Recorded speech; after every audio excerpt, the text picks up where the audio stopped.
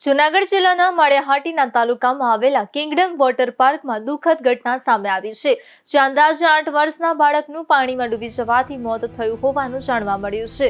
આ બનાવ બાદ સમગ્ર વિસ્તારમાં શોક અને ચકચાર ફેલાઈ ગઈ છે।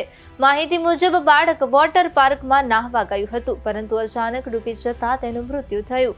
ઘટના બાદ મૃતકના પરિવારજનો અને સ્થાનિકોમાં ભારે રોષ જોવા મળી રહ્યો છે। વોટર પાર્કના સંચાલકોની બેદરકારીને કારણે આ દુર્ઘટના બની હોવાના આક્ષેપો ઉઠી રહ્યા છે।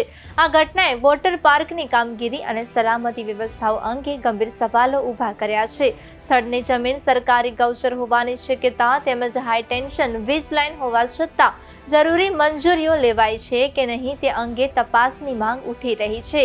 સાથે જ વોટર પાર્કમાં રાઇડ્સ માટે લેવામાં આવતી ફી અને ટિકિટ ન આપવાના આક્ષેપો પણ સામે આવ્યા છે। સલામતી લાયસન્સ અને ફાયર સેફટીના સાધનો અંગે પણ પ્રશ્નો ઊભા થયા છે। હાલ સ્થાનિકો દ્વારા સમગ્ર મામલે નિષ્પક્ષ અને ઊંડાણપૂર્વક તપાસ કરી જવાબદારો સામે કડક કાર્યવાહી કરવાની માંગ ઉઠી રહી છે।